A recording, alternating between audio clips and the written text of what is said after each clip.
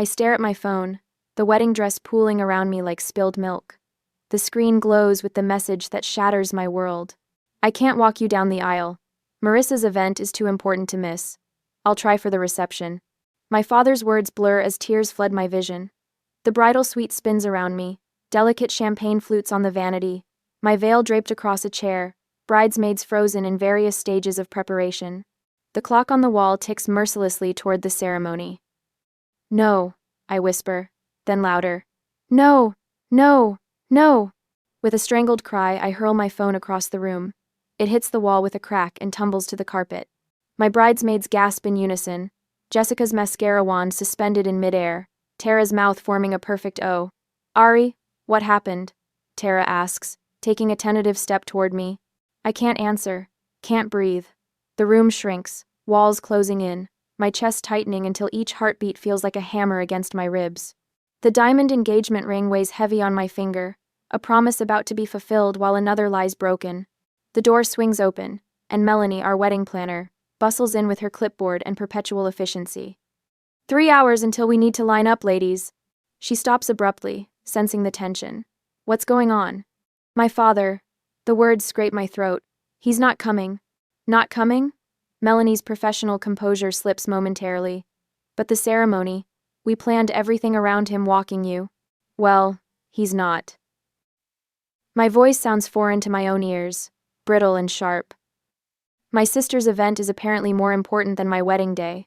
The words hang in the air, their truth more painful spoken aloud.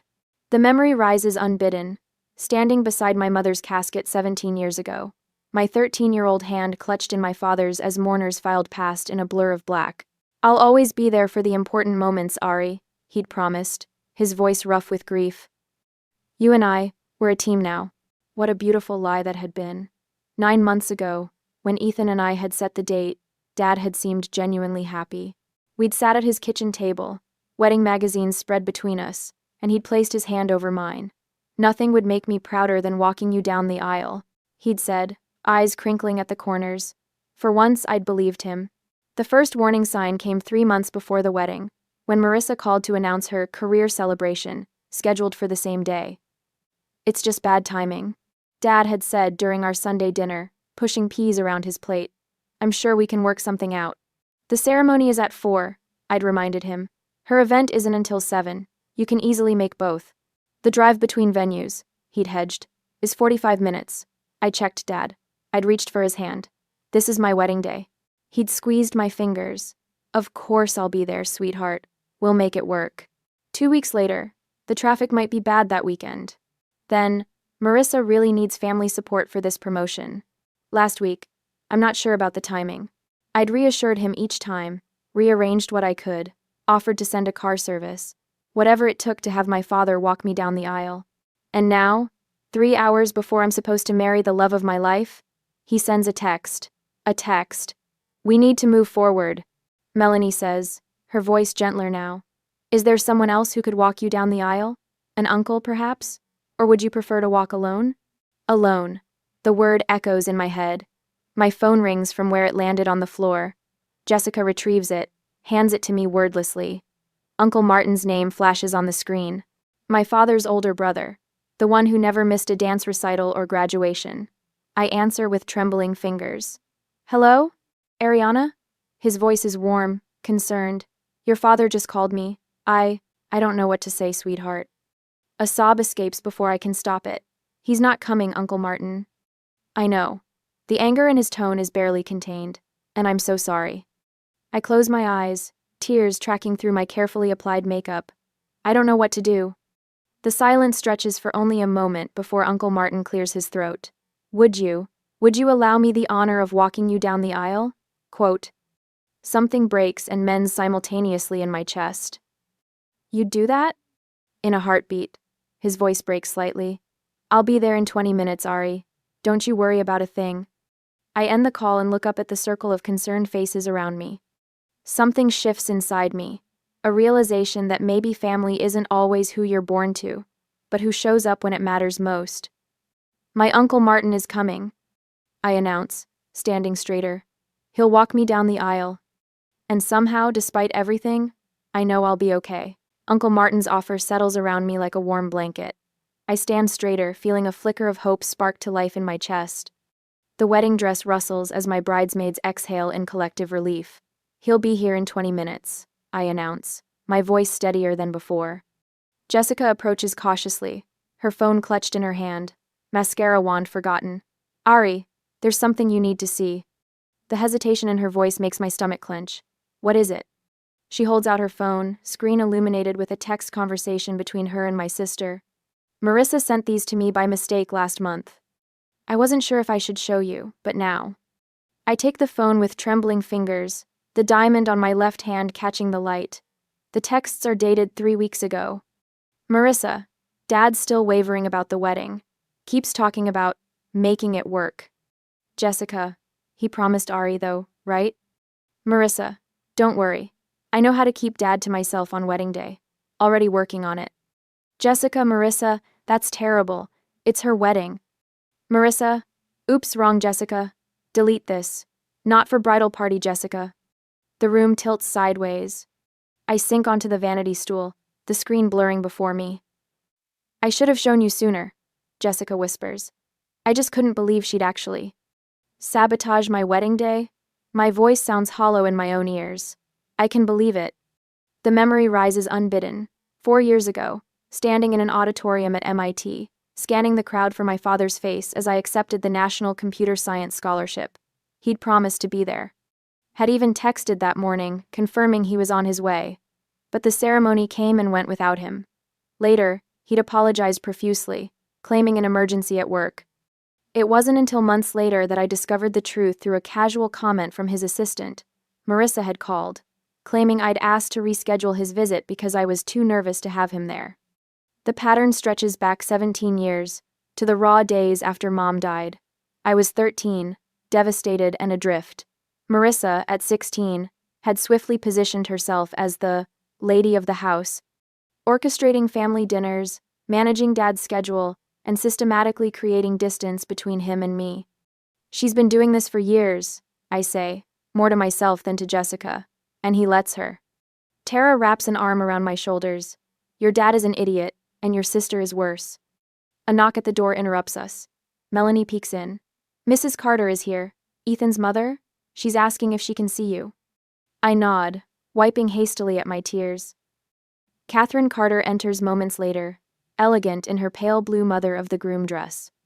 Her eyes widen at my tear-stained face. Oh, Ariana. She crosses the room and takes my hands in hers. Martin called me. I'm so sorry. The kindness in her voice threatens to unravel me completely. Since Ethan introduced us 2 years ago, Catherine has shown me more maternal understanding than I've experienced since my mother died. I don't understand why he'd do this. I confess, the words catching in my throat. Catherine sits beside me on the small love seat, still holding my hands. When I was 28, my father refused to attend my wedding to Gregory. He didn't approve of our interfaith marriage. Her voice carries the echo of old pain. I waited until the last minute, hoping he'd change his mind. Did he come? She shakes her head. No, and for years after, I kept hoping for his approval, rearranging holidays, making excuses for his absence at our children's birthdays. Her fingers tighten around mine.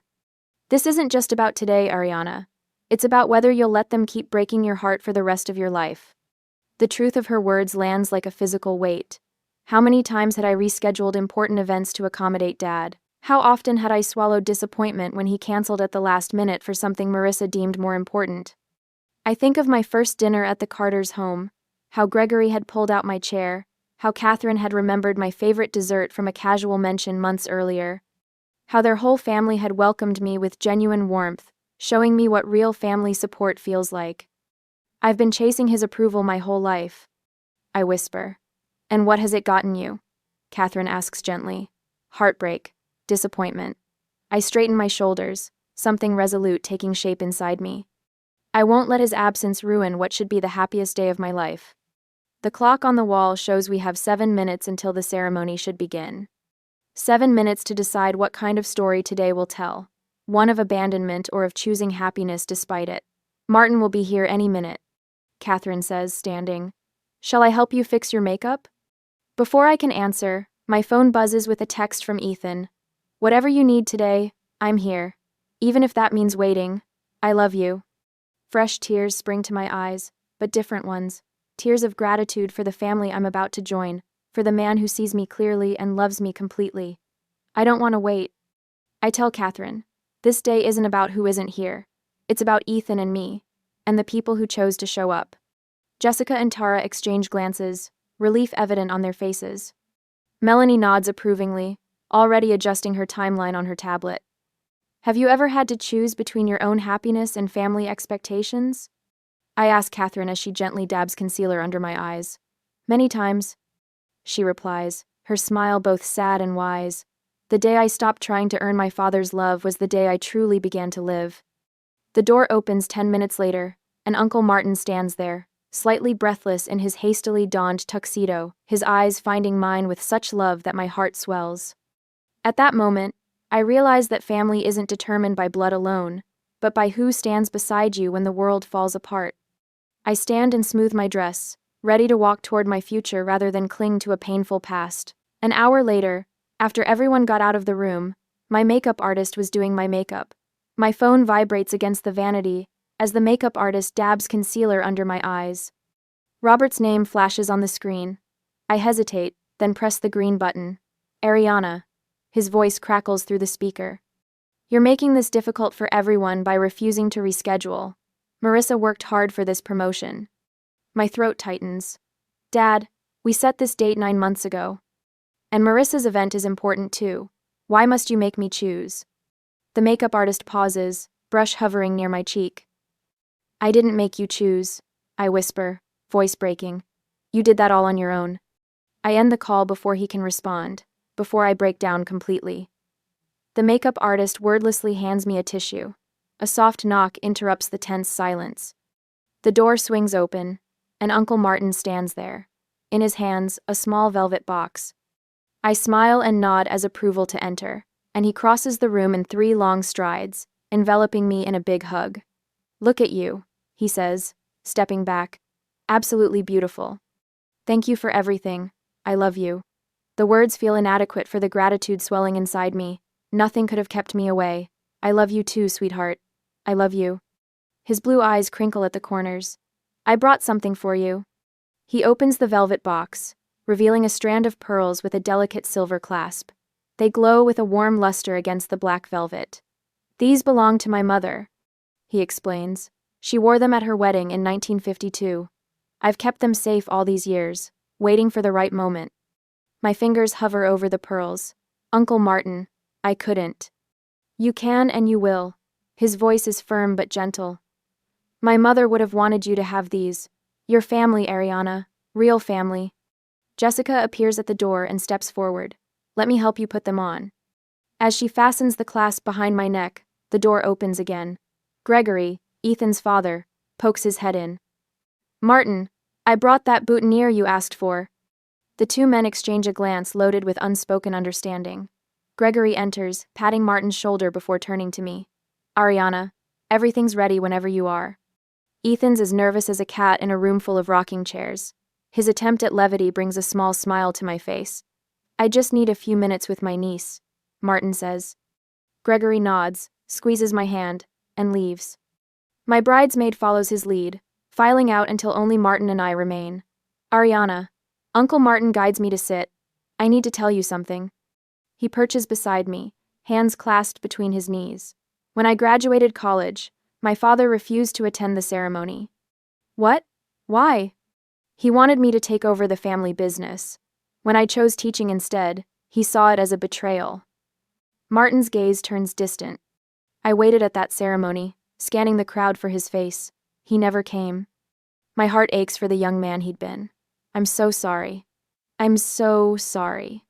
Some men don't recognize what truly matters until it's too late, he continues.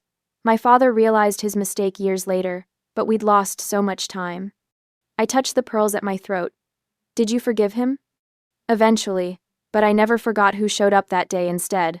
My mother, wearing these pearls. His fingers brushed the necklace. She told me she was twice as proud, to make up for his absence. Melanie appears in the doorway. We need to practice the walk before guests arrive. Martin stands, offering his arm. Shall we? In the empty chapel, sunlight streams through stained glass, casting rainbow patterns across the aisle. The photographer adjusts her equipment, planning new first-look photos with Martin instead of Robert. We'll start here, Melanie demonstrates, then proceed at this pace. Martin and I take our positions. With each practice step down the aisle, something shifts between us. A bond strengthening, a silent understanding growing. His arm feels solid beneath my hand, his steps measured and sure. After the third walk-through, we pause at the altar. Tears I've been fighting all day finally spill over. What's wrong, sweetheart? Martin asks. I'm afraid, I confess, voice barely audible, that when I look back on today, all I'll remember is who wasn't here. Martin takes my hands in his. Then let's give you something beautiful to remember instead. He reaches into his pocket, withdrawing a handkerchief with the initials LMP embroidered in the corner. Your mother's? I ask, recognizing the letters. He nods. Linda Marie Parker. She gave this to me before she passed. Said someday you might need it. The simple cotton square with my mother's initials feels like a message across time. I press it to my cheek, breathing in the faint scent of lavender. Uncle Martin, I don't know how to thank you. You don't need to thank me, Ariana. His voice roughens. Family shows up. That's all there is to it. Behind us, the chapel doors open. Guests begin to arrive, murmuring quietly as they find their seats. Almost time, Melanie announces. Martin straightens his tie.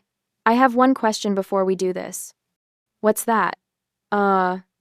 Would your mother have approved of Ethan? The question catches me off guard, but the answer comes immediately. She would have loved him. Then she's here too, Martin says simply. In these pearls, in that handkerchief, in your heart. The people who truly love us never really leave. I stand taller, feeling the weight of the pearls against my collarbone, the soft handkerchief tucked into my bodice. I'm ready, I tell him, and for the first time today, I truly am. Martin offers his arm once more. Then let's go make some memories worth keeping. As we take our position behind the closed doors, waiting for the music to begin, I realize something profound. The person who deserves to be called family isn't always the one you're related to, it's the one who shows up when it matters most. 2 hours later, we have finalized the steps, my preparation, everything. I am counting the minutes till the ceremony begins. Through the draped windows of the preparation room, I catch glimpses of guests settling into white chairs on the lawn, their summer attire a kaleidoscope against the deep green of the gardens. Someone steps in front of my view, and I turn to face Uncle Martin. Are you ready? He asks, adjusting his boutonniere with steady fingers. The question carries more weight than he knows. Am I ready to walk down the aisle without my father?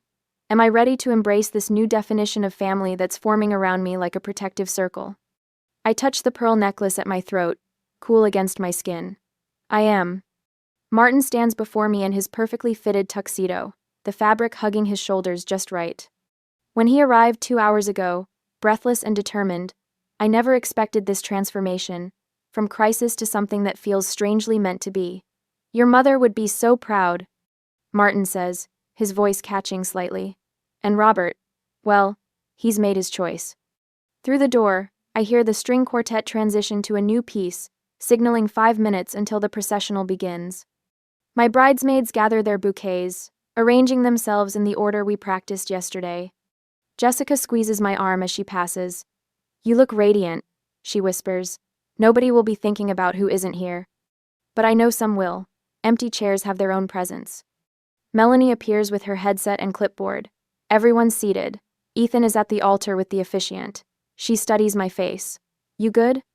I nod, surprised to find it's not a lie.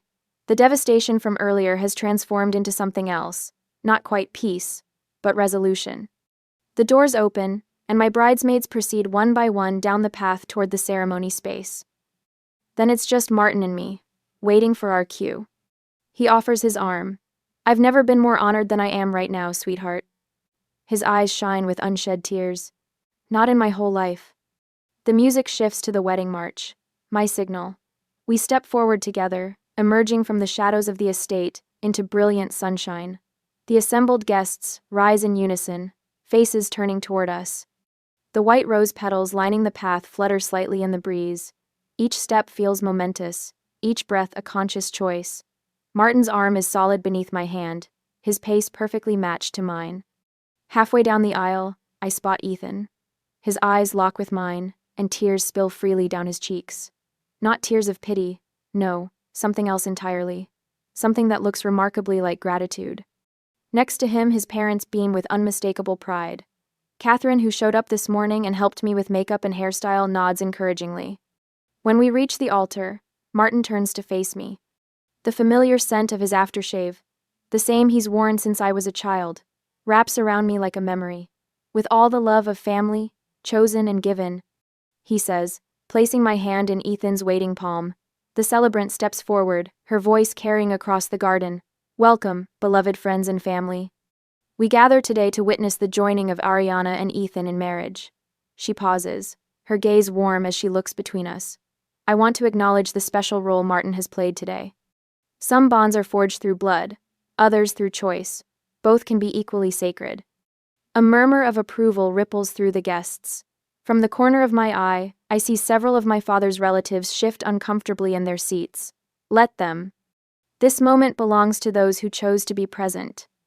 The ceremony unfolds like a dream, vows exchanged, rings placed on trembling fingers, a kiss that tastes of promise and new beginnings.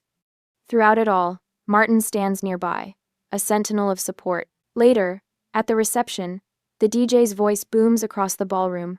Ladies and gentlemen, please welcome Mr. and Mrs. Ethan Carter, escorted by their beloved Uncle Martin. We enter to thunderous applause, Martin's hand lightly at my back. The space transforms with twinkle lights and flowers, creating a canopy of stars above the dance floor. When it's time for the father-daughter dance, I feel a moment of dread, another tradition that highlights absence. But Martin steps forward, offering his hand. Just for a minute, he says, then your husband gets his turn. We sway to the opening verse of What a Wonderful World, his formal posture gradually relaxing. The tension I've carried all day begins to dissolve. Thank you, I whisper. No need for thanks among family, sweetheart, he replies. Ethan cuts in smoothly, spinning me away from Martin with practiced ease. Over his shoulder, I spot a commotion at the entrance. My father stands in the doorway, wearing a suit that doesn't quite fit right, scanning the room with anxious eyes. He came, after all, Ethan murmurs, following my gaze. Too late, I reply, surprised by the absence of anger in my voice. Just clarity. Some moments you can't get back. Robert remains at the periphery, watching as everyone celebrates without him. For the first time, I don't feel the pull to make things easier for him, to bridge the gap he created. Martin approaches him with quiet dignity, and I turn away, focusing instead on the man whose hands hold mine with such care. Are you okay? Ethan asks. I consider the question, searching for honesty.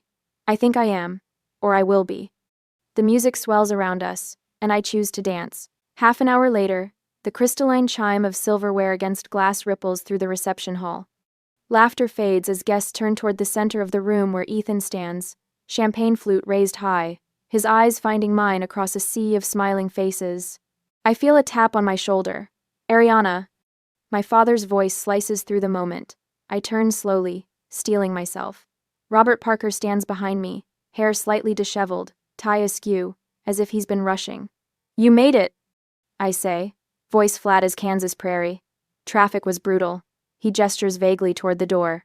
I tried calling, but you weren't answering. I was getting married. The words taste sharp on my tongue. His eyes flick around the reception, taking in the elegant centerpieces, the fairy lights draped from exposed beams, the happiness radiating from every corner of the room. Everything he missed. You could have made this easier, you know. Pushed the ceremony back an hour. Made what easier, Dad? Your choice? Before he can answer, Cousin Daniel appears at my elbow. His typical easygoing manner has vanished, replaced by something harder, more determined. Sorry to interrupt, Daniel says, not sounding sorry at all. He holds his phone out. But I thought you both should see this. The screen shows a group chat with Marissa and several friends. Heading to Murphy's for drinks. Dad skipped Ari's wedding for this, so you better show up. A series of photos follows. Marissa and maybe 15 people at a bar, cocktails raised, smiling broadly. Timestamp, 4:30 p.m. Halfway through my ceremony.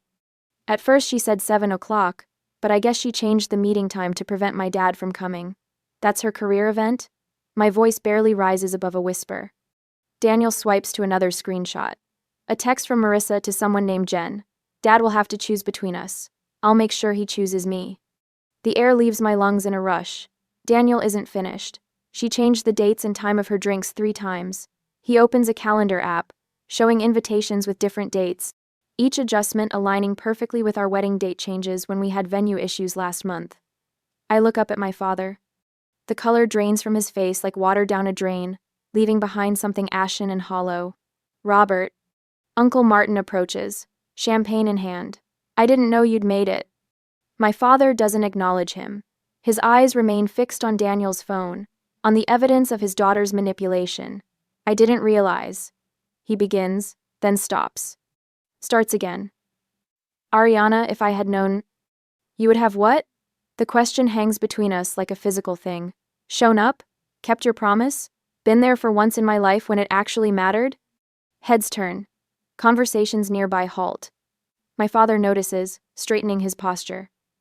I want to apologize, he announces, voice carrying. Guests shift uncomfortably in their seats. Not here, I say firmly. Not now. But I need to explain. No. The word comes out stronger than I expected, carrying across the sudden quiet. You made your choice 2 weeks ago when you started looking for excuses not to come. Now I'm making mine. Something shifts in the air between us. The invisible strings that have bound me to his approval, that have kept me hoping despite years of disappointment, snap clean.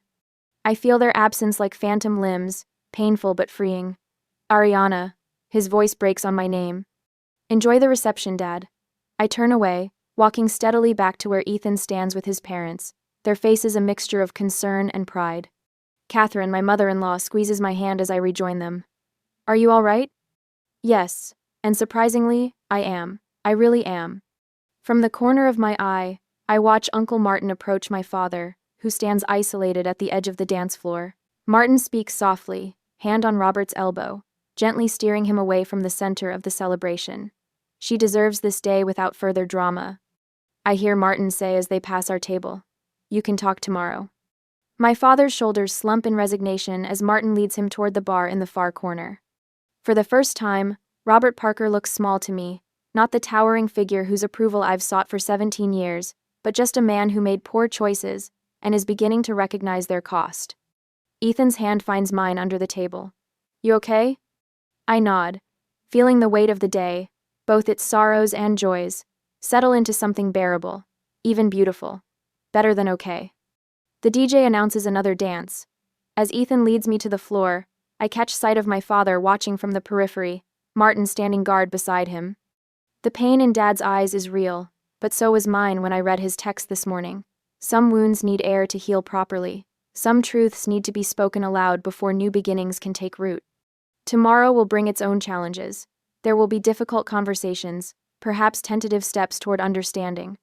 But tonight belongs to the family I've chosen, the one that showed up when it mattered most. As Ethan pulls me close, I realize that sometimes walking away isn't an ending. Sometimes, it's the first step toward something better. A year later, the autumn sunlight streams through the bay windows of Ethan's parents' home, casting a golden glow across our anniversary celebration. I adjust the small corsage on my wrist, white roses, just like my wedding bouquet, and smooth my hand over the slight swell of my belly. To Ariana and Ethan, Catherine raises her glass, her eyes crinkling at the corners. 1 year of marriage and a lifetime of joy ahead. The small gathering clinks their glasses. I sip my sparkling cider while Ethan's arm tightens around my waist. His lips brush my ear. Happy anniversary, Mrs. Carter. Gregory unveils a photo album, and we gather around the coffee table. Thought you might like to see how much family we've packed into 1 year. The pages turn, revealing our journey Thanksgiving dinner with all of us crowded around this same table. Christmas morning with Uncle Martin teaching Ethan how to properly carve the ham. Easter with me awkwardly showing my father where we keep the good plates. Each photo captures a moment of our expanding definition of family. Remember when Robert almost set the grill on fire during the 4th of July? Gregory chuckles. I nod, remembering how my father had shown up with a store-bought potato salad and too many apologies. The monthly dinners started small, just coffee at first, then proper meals. Each one a brick in the rebuilding of something I wasn't sure could be saved. Has Marissa called recently? Catherine asks, her tone careful. Not since she moved to Florida. I keep my voice neutral. She sent a card when we announced the pregnancy. That's something, I suppose. Uncle Martin clears his throat from the armchair by the fireplace. He's aged this past year, the lines around his eyes deeper, but his smile remains steadfast. I have something for you both. From beside his chair, he produces a package wrapped in tissue paper. My fingers tremble slightly as I unwrap it, revealing a delicate baby blanket in soft cream yarn. Alice knitted it before she passed. Martin says, his voice thick. Said it was for the next generation, whenever that might be. Seems the time has come. I trace the intricate pattern, thinking of Martin's wife I never met but whose legacy touches me still. It's beautiful, I whisper. The doorbell rings, and Ethan returns moments later with my father. Robert stands awkwardly in the doorway, clutching a weathered photo album. Sorry, I'm late, he says, his eyes finding mine. Traffic on the bridge was backed up. An old excuse that once would have twisted my heart. Today, I simply nod. We're just looking at photos. Join us? He settles on the edge of the sofa, opening his album. I found these yesterday. Thought you might want to see them. Inside are photos I've never seen my mother pregnant with me, her hand resting on her belly just as mine does now. I'm sorry I wasn't there when it mattered most, he says quietly. I can't change the past, but I'd like to be here for your future, for my granddaughter's future. I don't promise immediate forgiveness, but I take his hand, one day at a time. Later, as we gather for a group photo, I find myself between worlds, Ethan's steady presence on one side, Uncle Martin's gentle guidance on the other, my father hesitantly joining our circle. I place my hand on my growing belly, feeling the slight flutter that might be a kick or might be my imagination. Our daughter will know what real family loyalty means. I tell Ethan as Catherine adjusts the camera timer. The shutter clicks, capturing this moment of redefined family, some bound by blood, others by choice, all connected by the promises we choose to keep. I've learned that family isn't just about who raised you. It's about who shows up when it matters most. And sometimes, if you're lucky, it's about who gets a second chance to show up right.